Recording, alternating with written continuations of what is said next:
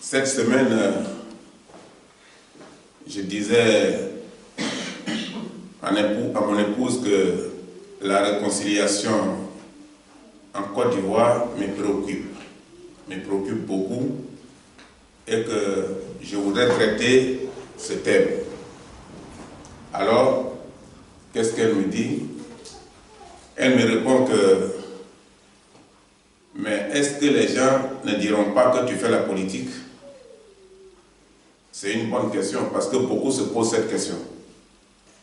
Quand je parle souvent des thèmes qui concernent un État, et c'est une très belle question, ça me permet de répondre pour que ça soit clair dans l'esprit de beaucoup de personnes. Mais qui d'autre? C'est ce que je lui ai dit. Je lui ai dit, mais qui d'autre est mieux placé pour expliquer ces choses au gouvernement? Ce sont des pasteurs, ce sont des imams. C'est le devoir de l'Église, c'est le devoir des mosquées. C'est pour vous dire que je suis dans mes droits, je suis dans mon rôle. Souvent, beaucoup ne comprennent pas et ils se posent aussi la même question que elle m'a posée. Et c'est pour vous dire que l'Église est la mère de la politique. Donc, l'Église traite effectivement de ces thèmes pour parler à l'État, pour parler au gouverneur. Le gouvernement est concerné que par la loi. Et vous voyez que la loi condamne. On prend quelqu'un, on le fout en prison, on ne lui explique rien.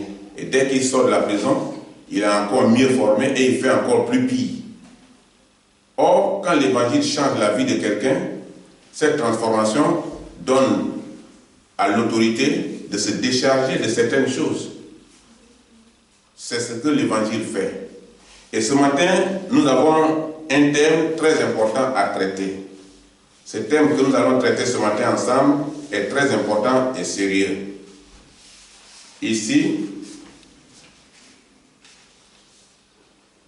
il est question de la Côte d'Ivoire, mais il est aussi question de notre vie spirituelle.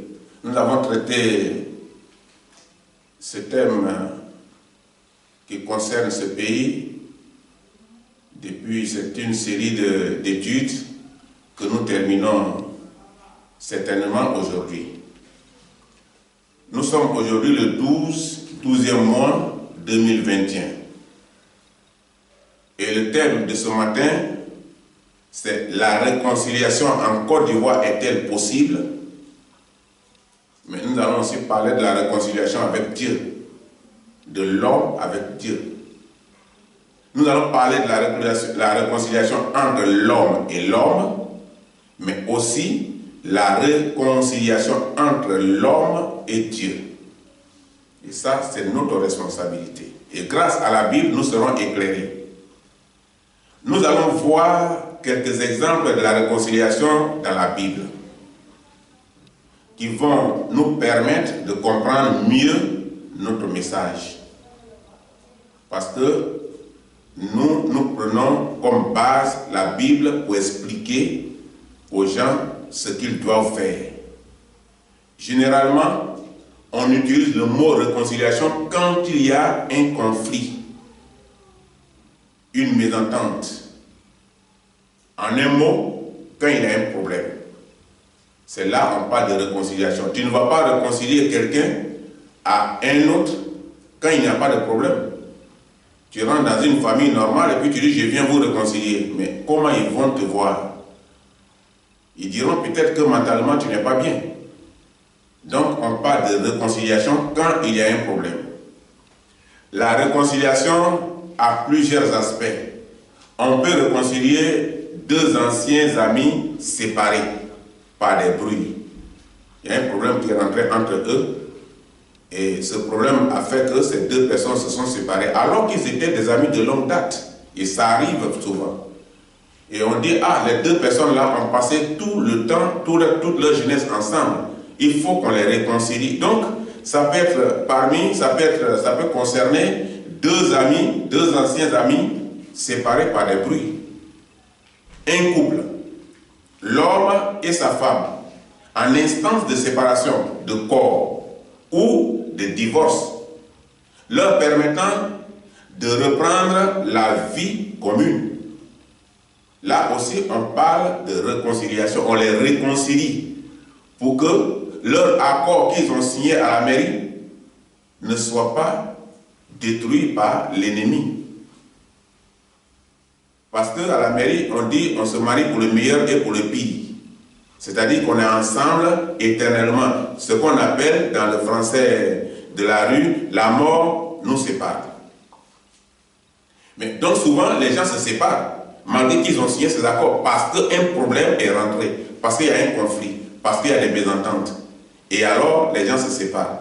Donc dans ce cas-là, on parle de réconciliation, pour les ramener, pour leur permettre de encore vivre une vie commune.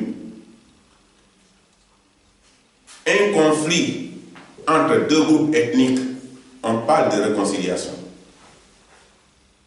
De deux partis politiques opposés, c'est ça souvent qui donne la guerre. Problème entre deux religions, et là c'est encore plus pire.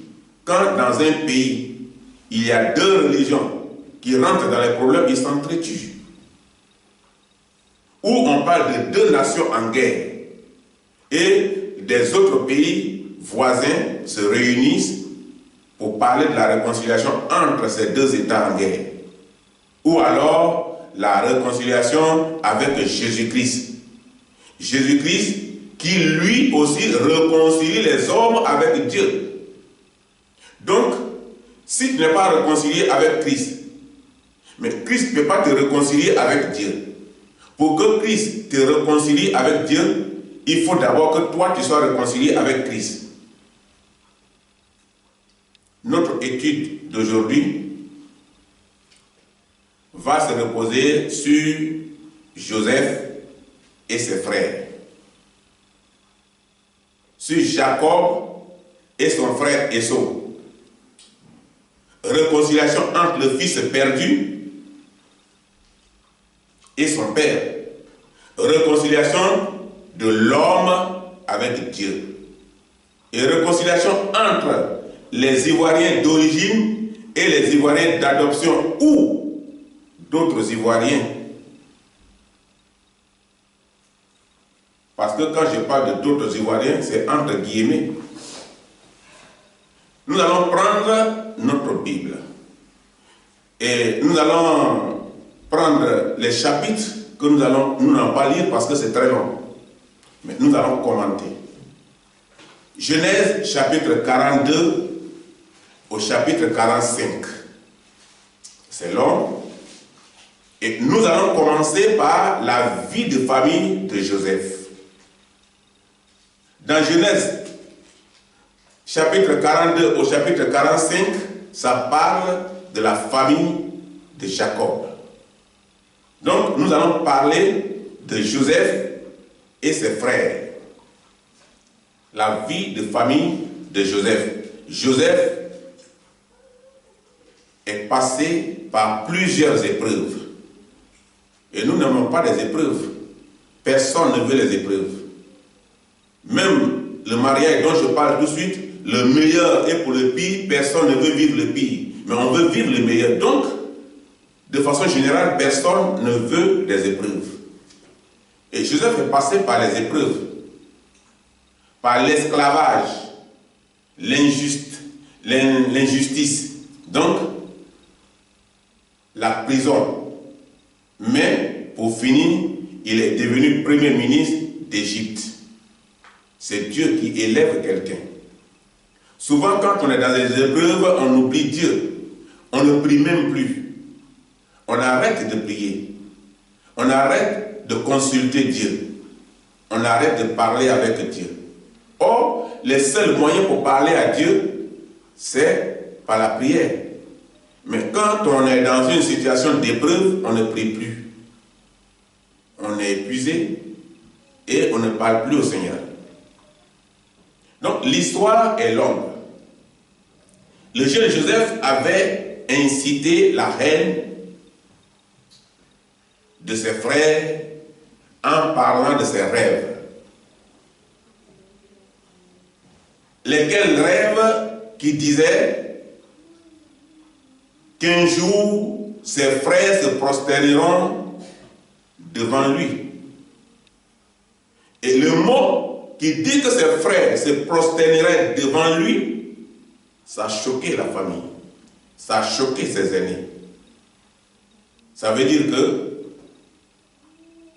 pour eux, il est rentré dans l'orgueil et qu'il veut les commander. Il veut régner sur eux.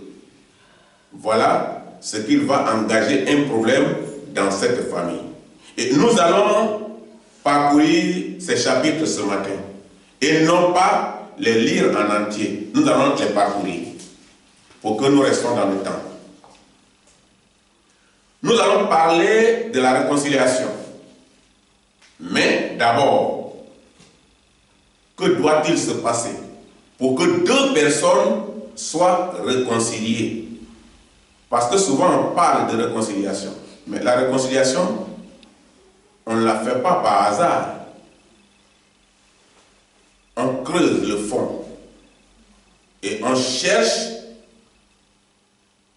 les réalités, les vérités, et finalement, on prend le chemin qui peut convaincre. Donc, entre deux là, qu'est-ce qu'il faut pour que deux personnes soient réconciliées? Dans l'histoire de Joseph et de ses frères en Égypte, parce que Joseph n'était plus à Canaan, Joseph est en Égypte et il est premier ministre d'un roi de l'Égypte. Donc, il est premier ministre en Égypte et non à Canaan. Donc, l'histoire que nous allons parler ce matin est l'histoire d'Égypte avec ses frères.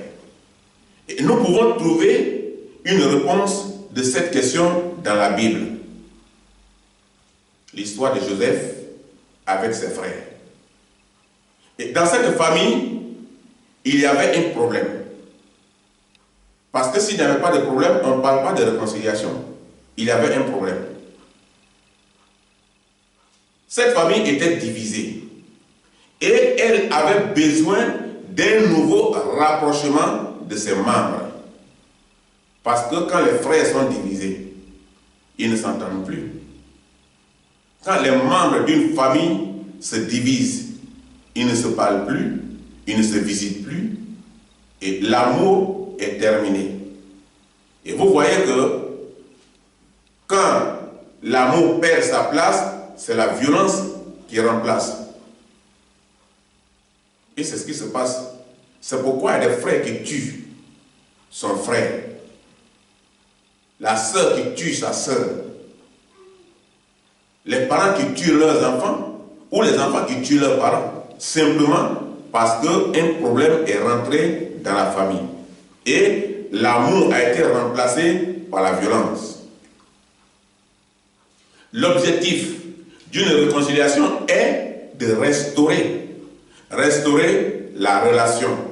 Si la relation dans une famille est détruite, il faut restaurer cette relation. C'est ce qu'on appelle la réconciliation. Mais avant tout, ce qui est passé doit être examiné point par point. Qu'est-ce qui s'est passé?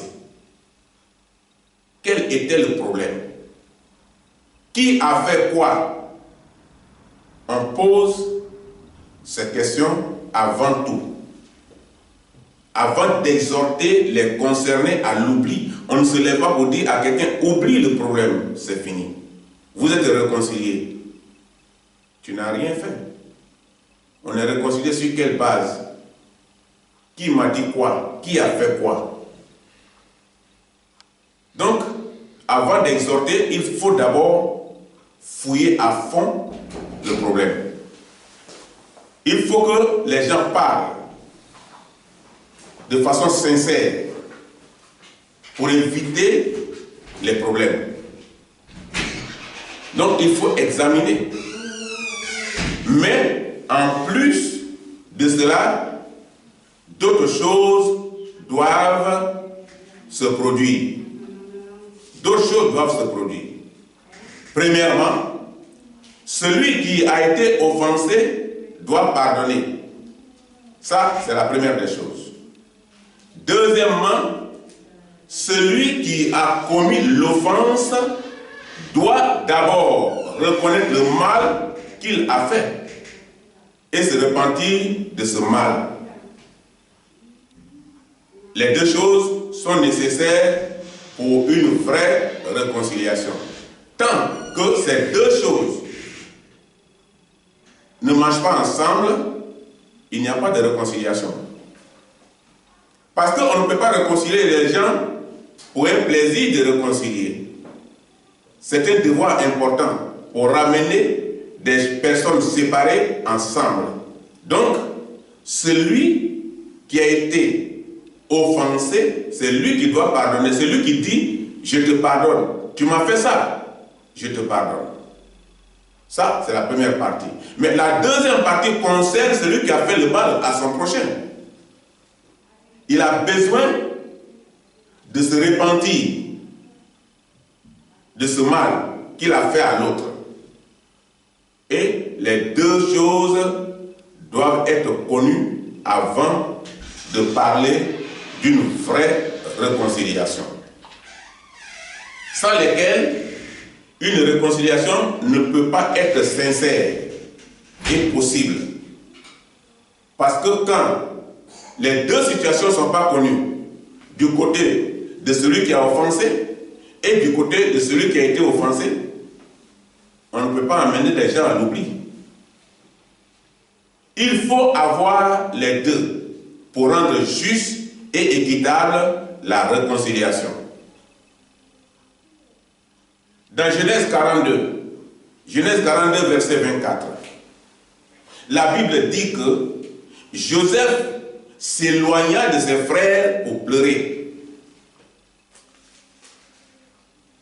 Et cette phrase nous montre que l'histoire le met face à ses frères qui avaient comploté contre lui pour le déporter loin de la famille. Ils avaient d'abord tenté à sa vie, on voudrait le tuer là. Quand il arrivait, le complot avait déjà commencé. Ah, voilà Joseph qui vient là-bas. Il n'a pas dit qu'il va régner sur nous. On va le tuer maintenant.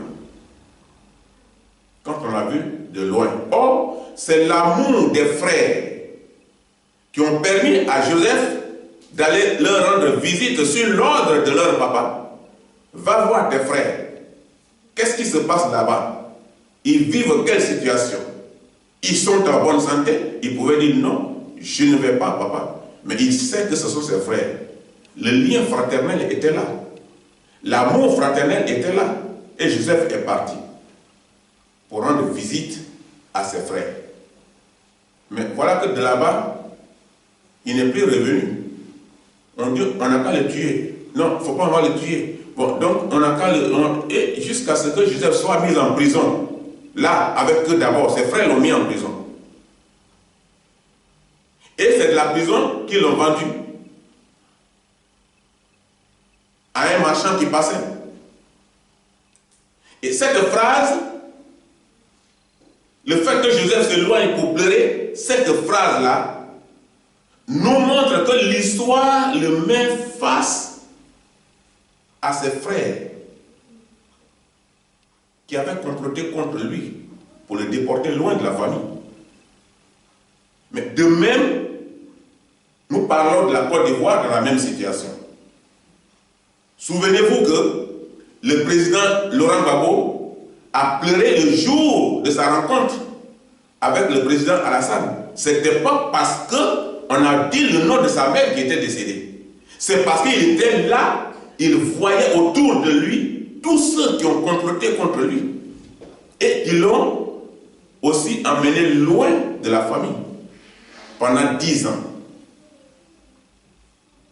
Dans les deux cas, les pleurs de Joseph et les pleurs du président Laurent Gbagbo sont du fait que ces deux personnalités se retrouvent face à ceux qui les avaient emprisonnés et déportés pour une aventure incertaine, l'esclavage. Parce que quand on te vend et que tu vas en esclavage, c'est pas sûr qu'on te laisse faire même ton devoir d'esclave. On peut t'assassiner. Il n'y a plus de nouvelles qui va parvenir à tes parents. Et tu restes sans nouvelles. Tu es vendu, tu es oublié, tu es rentré dans l'histoire. Et d'ailleurs, les frères sont venus dire à leurs parents que Joseph, le lion, l'a dévoré. C'est-à-dire qu'il est considéré comme quelqu'un qui est mort et effacé de la liste de la famille. Laurent Gbagbo a pleuré quand il a regardé autour de lui. C'est ce qui est arrivé exactement à Joseph. Et quand c'est parce qu'ils ont trouvé auprès d'eux et autour d'eux ceux qui ont comploté contre eux et qui les avaient emprisonnés et déportés loin de la famille. Joseph a été déporté pendant 20 ans. Gbagbo a été déporté pendant 10 ans. Parce qu'ils se souviennent des lieux, des acteurs et les causes qu'ils ont pleurées. Ce n'est pas pour autre chose. Parce que l'histoire ici de Joseph s'est rendu compte du lieu. Ça, le souvenir passait dans sa tête, dans son esprit. Le lieu et les causes, les conditions dans lesquelles il était. Quand ses propres frères l'avaient emprisonné là-bas en brousse, avant de le vendre. De même, Gbagbo a été emprisonné par ses propres frères, ses amis, de longue date, qui mangeaient ensemble, faisaient tout ensemble, comme Joseph. Voilà pourquoi ces deux personnes ont pleuré. C'est à cause du fait qu'ils se trouvaient dans les lieux, en face des acteurs et les causes. Donc, pour une vraie réconciliation, il faut la conscience, la repentance et le changement. Les deux choses sont importantes dans la vie.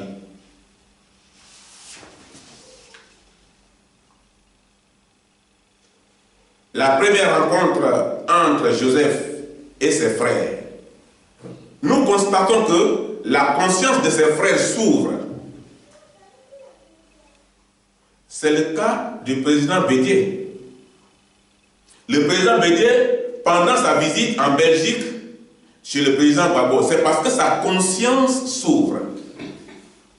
Il s'est rendu compte de quelque chose qui n'était pas lui de ses habitudes, mais qu'il a fait. Et avec le président Alassane, le 27 juillet 2021, en Côte d'Ivoire, à la présidence, là où Gbagbo a pleuré. Ce rapprochement prouve que M. Gbagbo a déjà pardonné. Il a pardonné à ses frères. Parce que dès qu'il est arrivé, il est allé directement chez Bédié, à Daoukro, pour lui rendre visite. Et après, il est allé aussi rendre visite à Alassane, les gens qui l'avaient déporté. Ça prouve qu'il avait déjà pardonné à ses frères et il est sans vengeance. Genèse 42, verset 22.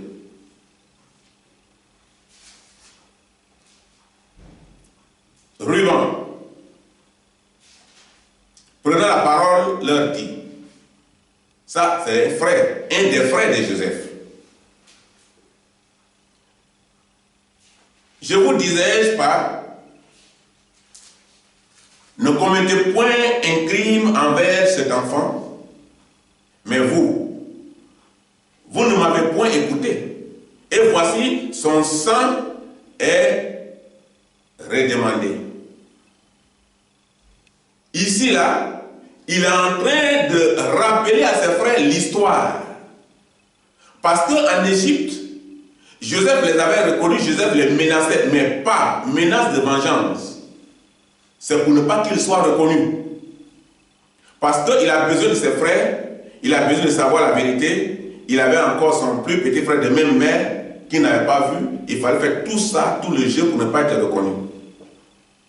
Afin de pouvoir réconcilier la famille avec lui. Sûrement que les signataires de la déportation du président Gbagbo aussi, en Côte d'Ivoire, ont aussi dit les mêmes choses. Nous avons commis un crime envers notre ami, notre frère. Voilà ce que Ruben disait à ses frères. Il se souvenait de la plantation là où Joseph est allé leur rendre visite. C'est là-bas qu'il disait, ne tuez pas notre frère. Ne tuons pas notre frère, c'est pas bon. Et il a convaincu ses frères, c'est pas bon. Mais les frères ne voudraient pas laisser l'enfant retourner. Et qu'est-ce qu'ils font? Ils le mettent en prison.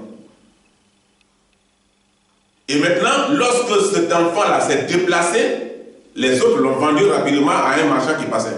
Il est venu, il a dit, le petit frère est déjà vendu. Mais certainement, les mêmes choses se sont passées ici. Les mêmes choses se sont passées ici. Les signataires de la déportation du président Gbagbo ont aussi dit les mêmes choses. Certainement. Nous avons commis un crime envers notre ami, notre frère. Parce que cette déportation a profité qu'à la France, a profité qu'à l'Union européenne, et non à la Côte d'Ivoire, ni aux Ivoiriens. Ça a mis les Ivoiriens dans la peine, dans la prison. Ça a mis les Ivoiriens dans la division. Ça a mis les Ivoiriens dans la guerre. Pendant que les Européens étaient en train d'exploiter la richesse de ces pays. Ils se partageaient la richesse de ces pays. Donc ça a profité qu'à eux. Les coupables doivent comprendre l'énormité de ce qu'ils ont fait il y a des années. C'est ce qui s'est passé dans le cas de Joseph. Il se souvenait. Donc, tant qu'il n'y a pas ce souvenir pour rentrer dans la conscience, il n'y aura pas de réconciliation. Reconnaître qu'ils ont été coupables envers leurs frères, leurs amis. Car la conscience nous suggère qu'il y a un problème dans notre vie qui n'est pas normal. Et quand tu es dans cette conscience-là, tu peux aller à la repentance. Mais quand tu n'es pas dans cette conscience que ce que tu as fait, c'est pas bien, malgré que la conscience te suggère tout ça, que tu rejettes cet esprit, tu ne peux pas aller à la réconciliation. Donc, la conscience nous dit que nous avons fait un mal. C'est ce qui nous amène souvent à la repentance. C'est ce qui fait que nous nous reconnaissons comme pécheurs. Même quand souvent nous n'aimons pas entendre la voix persistante qui dit que nous agissons mal. Souvent, cet esprit-là travaille dans ta tête. Ce que tu fais là, c'est pas bien. Ce que tu as fait aussi là, c'est pas bien. Tu agis mal, mais tu persistes, tu insistes, tu continues, tu avances et tu fais. Malgré que tu es averti, malgré que la conscience te parle. Donc la conscience nous amène à la repentance et au changement. Quand tu deviens conscient, c'est pour changer. C'est pour comprendre que ce que tu fais n'est pas bien. Et ta vie doit aller vers le changement. Quand vous vous trouvez dans une situation qui a brisé vos relations avec les autres, et que c'est votre faute, et que c'est vous qui avez provoqué, c'est vous qui avez fait, que c'est votre faute, repentez-vous. Repentez-vous et changez simplement. Si c'est à cause de quelque chose que vous avez fait, demandez pardon. C'est ce qu'il manque à la Côte d'Ivoire. Et nous allons voir un peu plus loin. Quand cela manque, qu'est-ce qu'il faut faire? Genèse 27, 41. Dans Genèse 27, 41, il est question de l'histoire d'Esau. Esau connu, il conçut de la haine contre Jacob, son frère, à cause de la bénédiction dont son père l'avait béni. Et Esau disait en son cœur, les jours du deuil de mon père vont approcher et je tuerai Jacob, mon frère. Voilà déjà les choses sur lesquelles un frère est en train de méditer contre son frère. C'est ce que Caïn a fait. Il a tué son frère Abel, mais il a d'abord médité. Et il n'a pas fait grande réflexion, il a tué son frère. Et c'est la même chose qu'Esau était en train de penser. Qu'au deuil du père, il va aussi assassiner son frère Jacob. Et le conflit entre les deux frères jumeaux, Jacob et Esau, a été long. A été très long. Ça a duré pendant 20 ans. Et d'abord, même plus que. Et plus de 20 ans, c'est après que l'autre a fui. Donc Esau a été jusqu'à projeter de tuer son frère. Souvent on le fait. Quand on est fâché contre quelqu'un, on veut le tuer. Et il y a des hommes qui tuent leurs femmes. Il y a des femmes qui tuent leurs maris. Il y a des parents qui tuent leurs enfants. Il y a des enfants qui tuent leurs parents. C'est des choses préméditées. On pense, on médite. Et on exécute. Ou on s'exécute. Il dit, je vais tuer mon frère. Mais Jacob dut s'enfuir. Loin de son frère. Pour lui échapper. Parce qu'il est menacé par la mort. Et nous connaissons l'histoire de Caïn et son frère Abel. Souvent on parle de sorcellerie, mais ça c'est une pratique de sorcellerie en direct. Il n'a pas besoin de passer par les fétiches, il n'a pas besoin de passer par des marabouts, il n'a pas besoin de faire méditation de sorcellerie. Il allait en direct, il a assassiné son frère. Et c'est ce que beaucoup font, c'est ce qu'est la mode. Donc l'autre s'est enfui pour échapper. Et la Bible dit que le conflit entre les deux frères resta sans solution pendant 20 ans.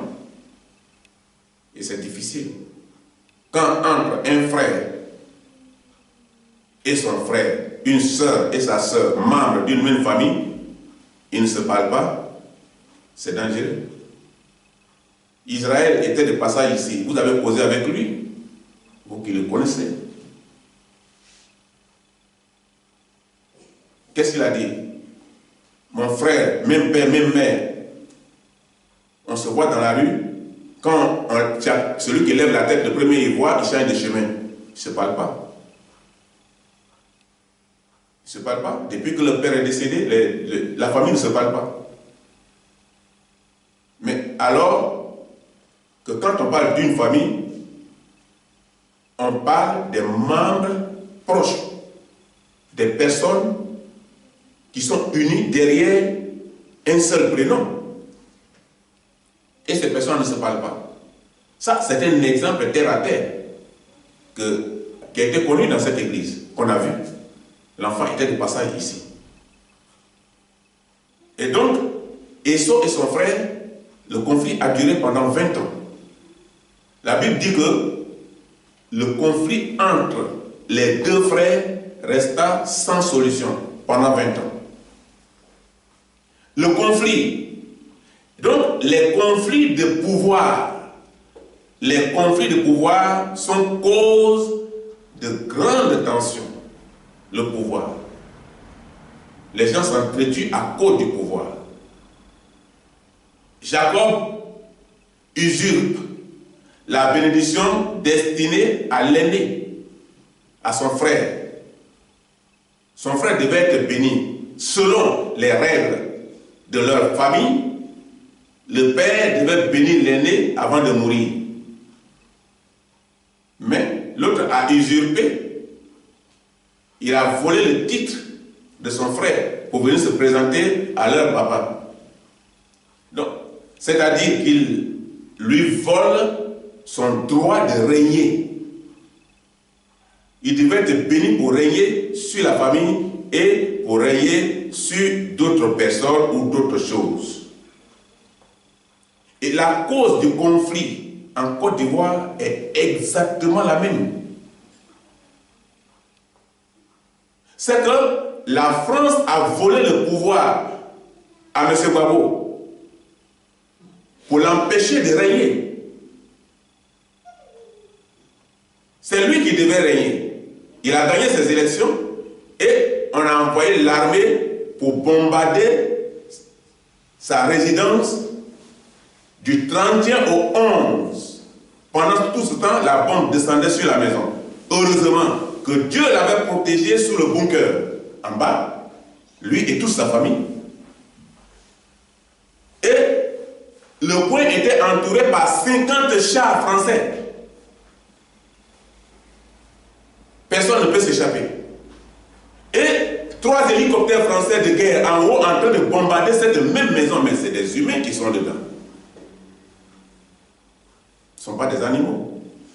Ceux qui sont dedans sont des personnes. Et il y a eu des multitudes de morts. On parle de l'ONU. On parle de communauté européenne, communauté internationale. Personne n'a réactionné. Simplement parce que l'homme voudrait se mettre au service de son peuple, servir son peuple. Et on ne veut pas ça. On veut quelqu'un qui va travailler en faveur de l'Europe, des États-Unis et du monde entier. Parce que le pays est extrêmement riche. Et cette richesse doit être au service des Européens et non de la population ivoirienne. À commencer par ce qu'on appelle, les Espagnols appellent chocolaté. C'est la guerre du chocolat.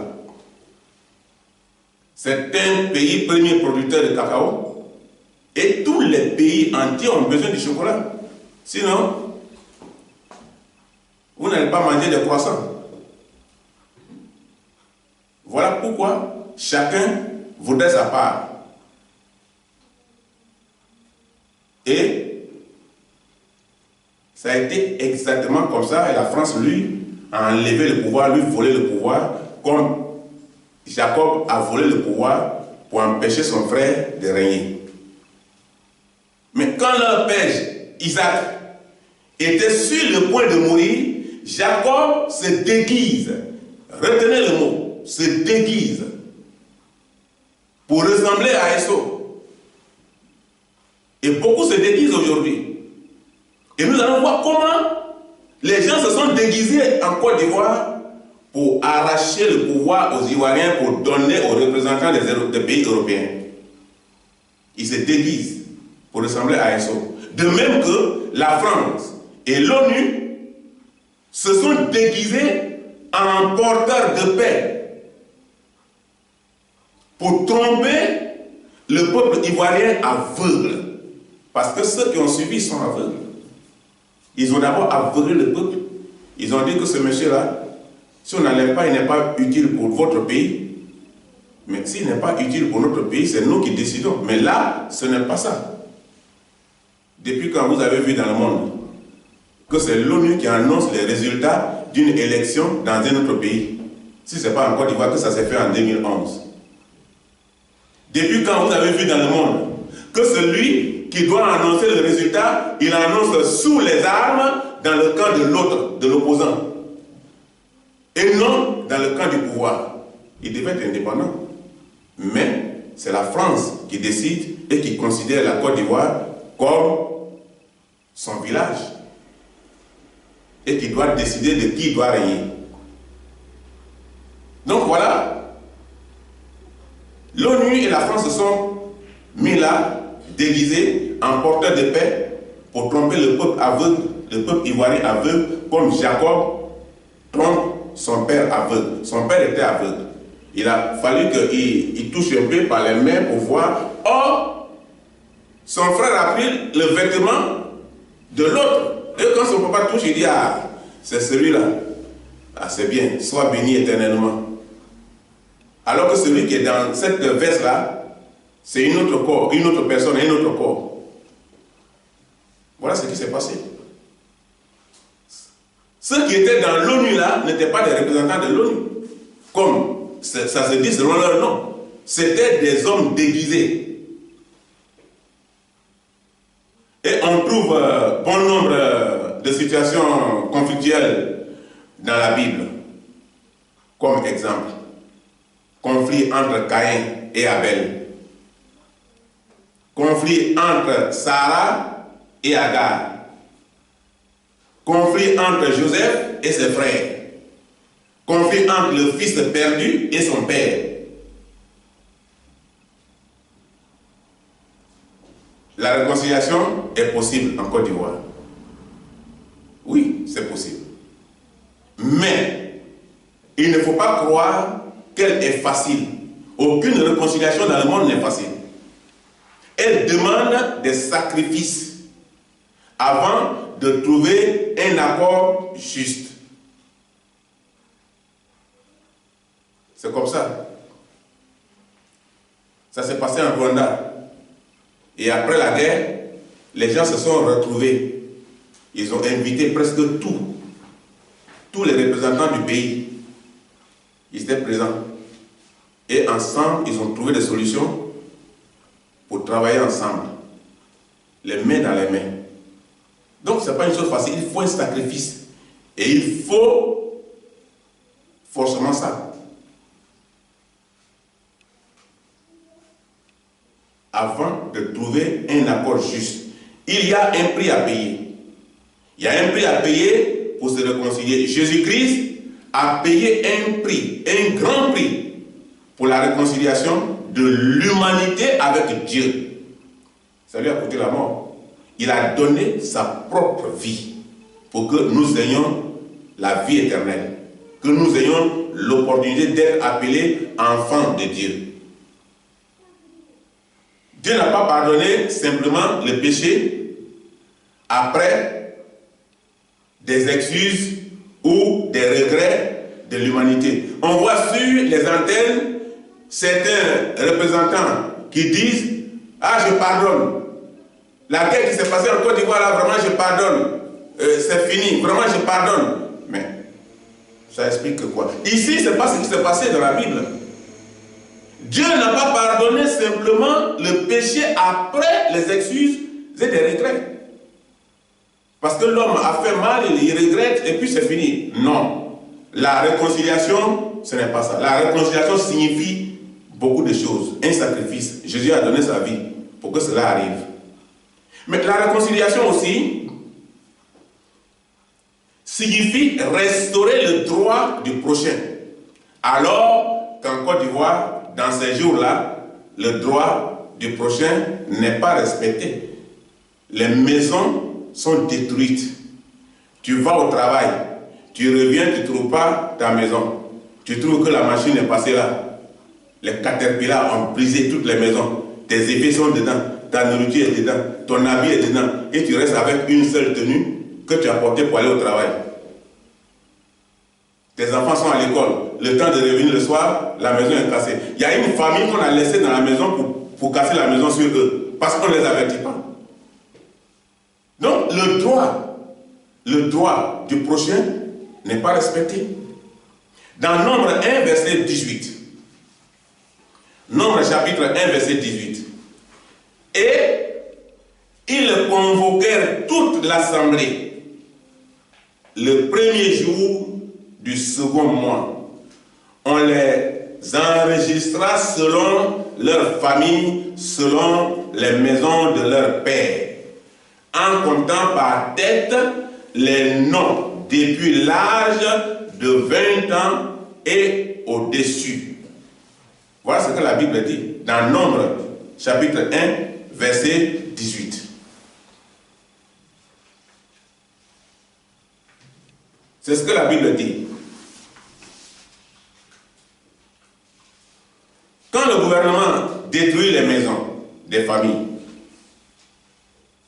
sans les avertir, les quartiers entiers, c'est pourquoi? C'est pour empêcher la phrase, le verset que nous venons de lire, c'est pour ne pas que ces versets soient pratiqués. C'est pour empêcher les recensements selon leur famille. C'est ce que le verset nous dit. C'est pour empêcher les recensements selon leur famille. Pour ne pas que le nombre exact des habitants de la ville soit connu pour les prochaines élections en Côte d'Ivoire. Donc, il faut trouver des stratégies. Mais il faut le faire de façon technique. Donc, on n'avertit pas, on ne négocie pas avec les gens. Parce que ces personnes-là, au lieu que ces personnes soient recensées, ces personnes seront éparpillées. Et alors, bientôt, on va parler des élections. Et maintenant, les gens seront connus comment? Ils formeront une liste comment? Pour aller aux élections. Toi, tu es préoccupé par où tu vas dormir. Et actuellement, quand vous rentrez à l'internet, ça fait pitié. Des familles qui dorment au cimetière. Et on voit des enfants qui sont assis sur la tombe. Ils ne savent même pas sur quoi ils sont assis. Et les parents sont là. Parce qu'il n'y a pas d'autre vie. Ils n'ont pas d'autre connaissance pour aller chez eux. Ils dorment où? Ils dorment chez qui? Ce n'est pas des pays développés pour parler du social. Donc, c'est difficile d'entendre ces choses comme ça. Le recensement des peuples en Israël, selon ce que nous avons vu tout à l'heure dans le passage, servent divers objectifs. Notamment la conscription militaire. Parce qu'en Israël, on va dans les familles, de famille en famille, on dit, toi, il faut donner un membre. Toi, il faut donner un membre. Toi, il faut donner un membre. Et on les constitue. Donc, si les gens ne sont pas recensés, comment on va savoir si dans cette famille, il y a des jeunes garçons qui peuvent aller en guerre, il y a des jeunes filles qui peuvent aller dans l'armée? Parce qu'on avait dit tout à l'heure dans le passage que ça leur permet de connaître l'âge de tout le monde et à partir du 18 jusqu'au-delà. Et c'est par rapport à ça qu'ils font leur choix. Ils font la conscription militaire. La répartition de l'impôt, c'est par rapport à ça. La connaissance du nombre et des richesses de la population, c'est à partir du recensement. Et comme dans tous les autres pays, c'est comme ça. Mais donc, si la Côte d'Ivoire commence déjà à détruire ces maisons, à détruire des quartiers entiers, qu'ils appellent quartiers précaires, ça veut dire que c'est là que les gens ont été recensés. C'est là qu'ils ont été connus. Donc, pour faire les élections, c'est là que leur nom se porte, leur nom est porté sur la liste. Et ces listes-là, c'est ça qu'ils sont en train de faire disparaître là. Ces personnes n'ont plus de lieu fixe. On ne les reconnaît plus. Les places sont vides, comme Sodome et Gomorrhe.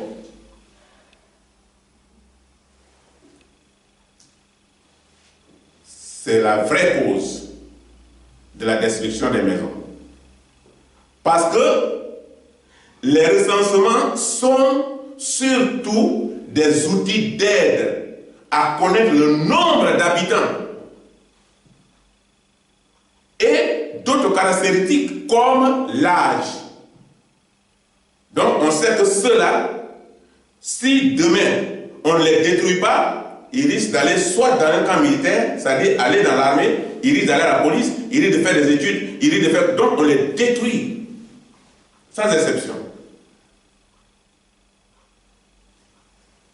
La profession, c'est de permettre aussi de connaître la profession, des conditions de logement, des déplacements domicile-travail ou domicile-études. Mais quand un enfant n'a pas un lieu où dormir, il va où pour aller à l'étude? Il se couche où pour aller à l'étude?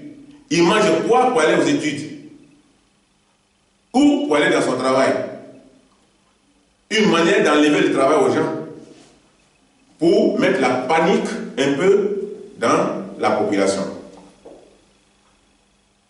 Et les modes de transport doivent être connus à partir du recensement.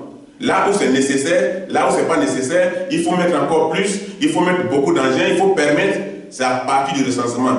Il y a du nombre, il y a moins de personnes, il y a combien de personnes qui nécessitent les véhicules, qui nécessitent les bus, et on met les bus à leur service par rapport au recensement.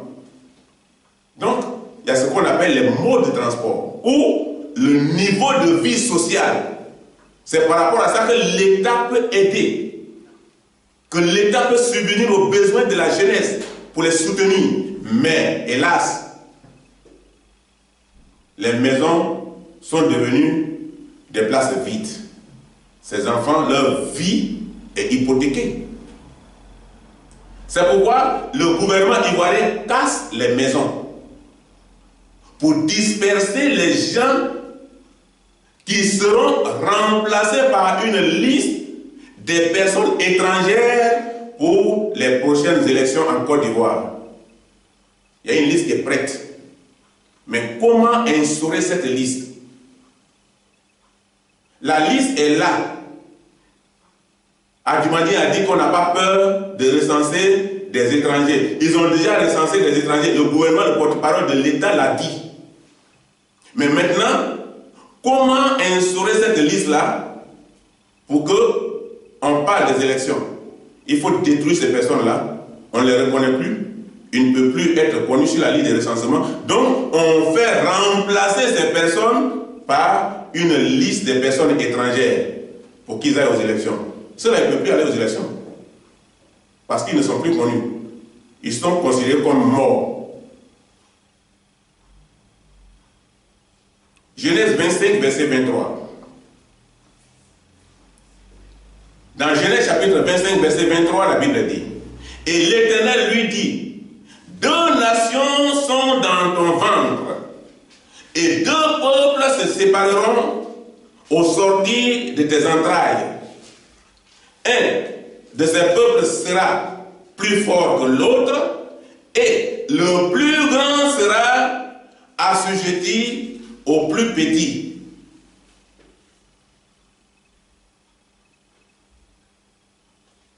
Ici, quand Rebecca était enceinte des jumeaux, Dieu a parlé. Le Seigneur lui avait dit: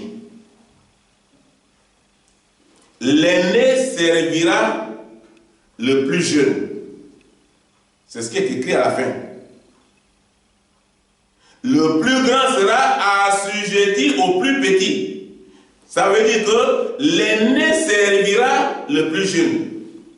En fait, c'est cet aspect du rapport entre les deux hommes qui est à l'origine du conflit entre Esau et son frère Jacob.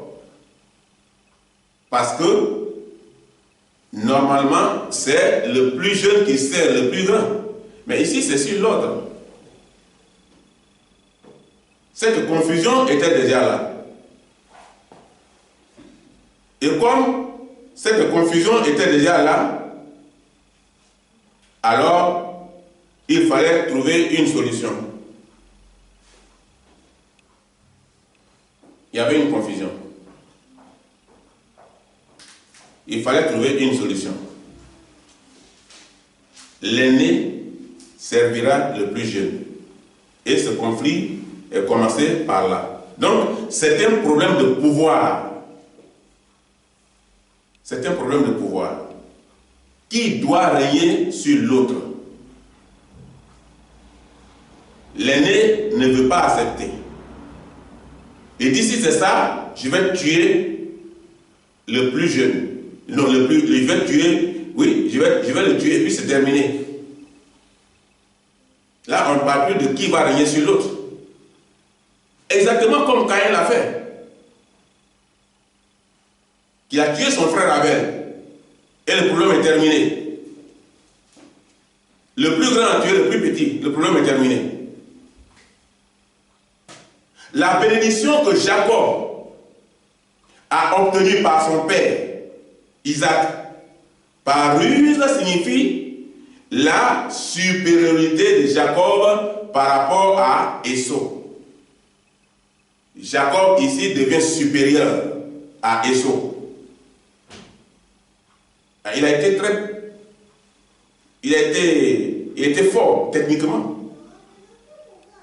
Et il a travaillé mieux par rapport à son frère pour prendre sa place. Il a été intelligent. Donc c'est par rapport à Esau, il est devenu supérieur. Et Esau, maintenant qui va le servir,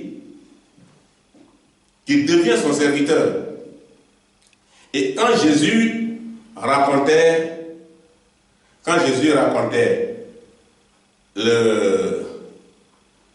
la parabole du fils perdu, il utilise les mêmes mots dans l'histoire de Jacob et Esau. Les mêmes mots. Dans l'histoire de Jacob et Esau.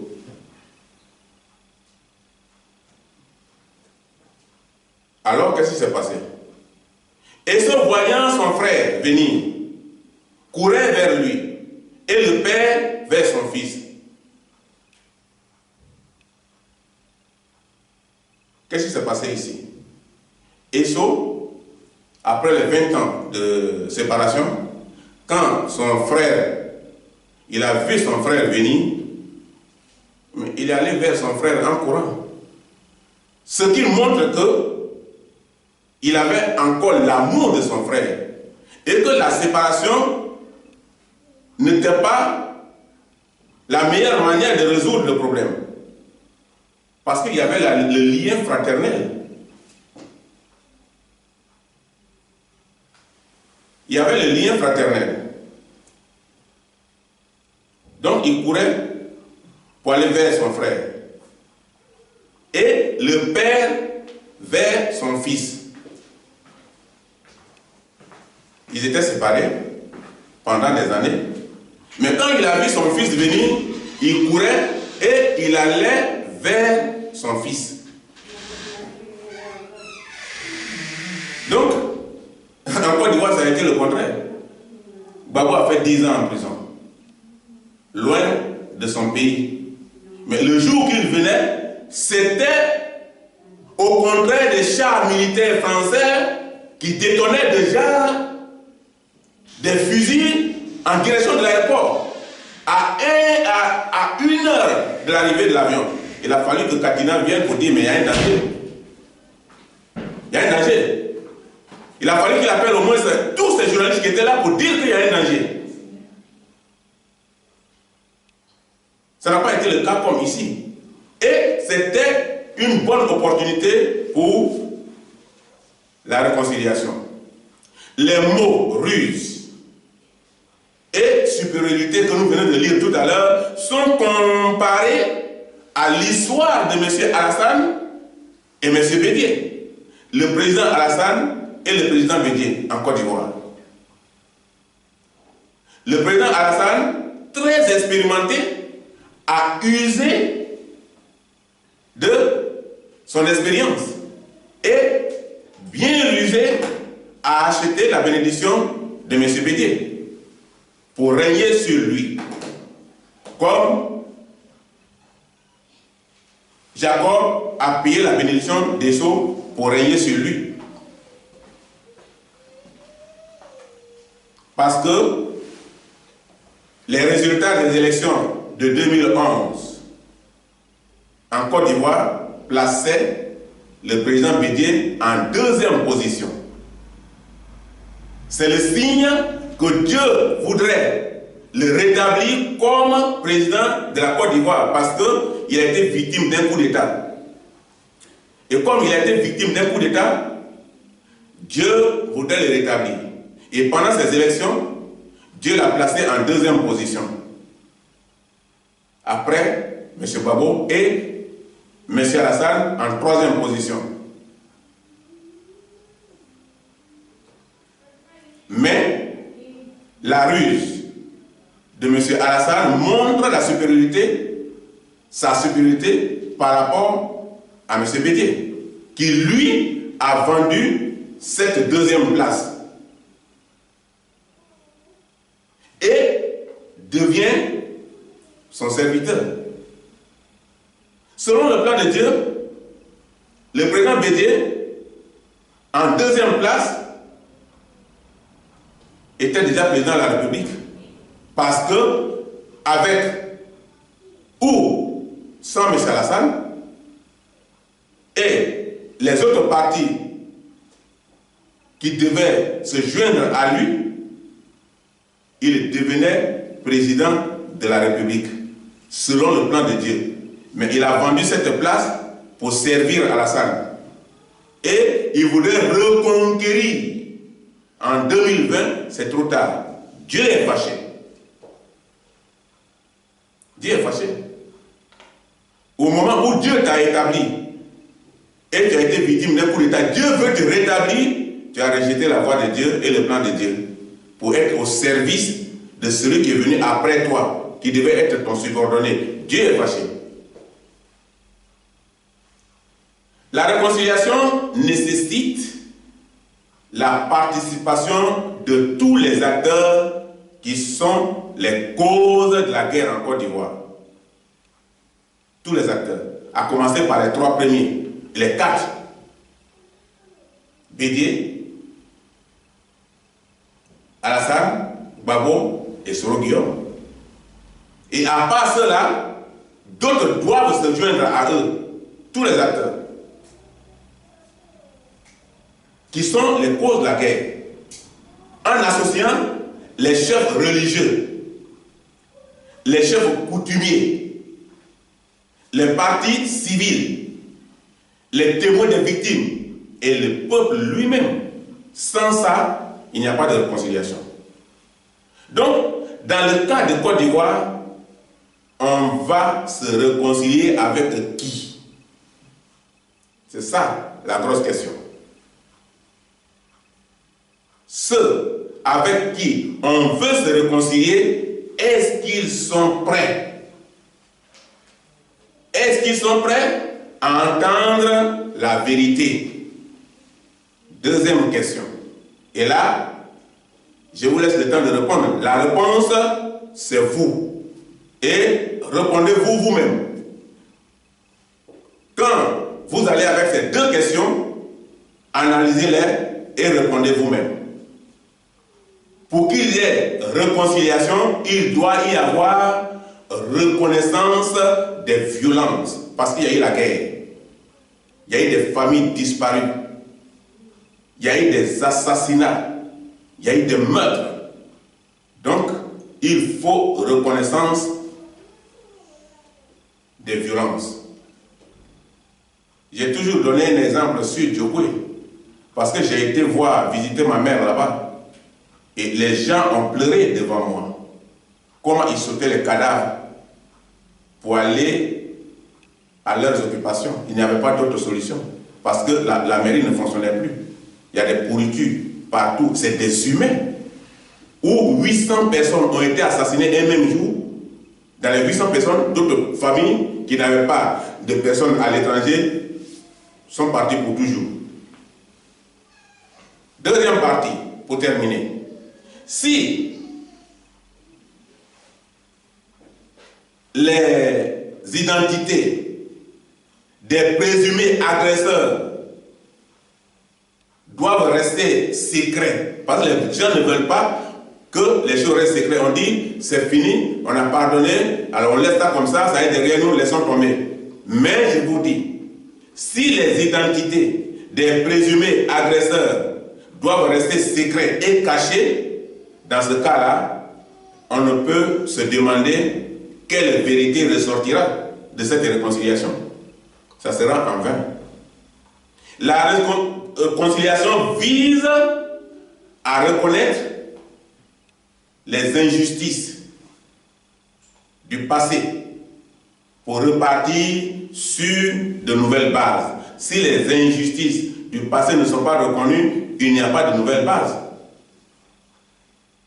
Qui a fait quoi? Conclusion. La réconciliation en Côte d'Ivoire sera possible. Sera possible, elle est même possible. Seulement s'il y a de la reconnaissance des crimes. La reconnaissance du crime commis et du respect envers d'autres parties. La réconciliation de l'homme à Dieu sera possible si nous croyons et que nous nous remettons en Christ. Nos péchés seront pardonnés et nous serons reçus dans le royaume du Seigneur. Que Dieu bénisse, que Dieu vous bénisse, qu'il bénisse la Côte d'Ivoire et qu'il bénisse l'Afrique. Que Dieu nous garde. Amen.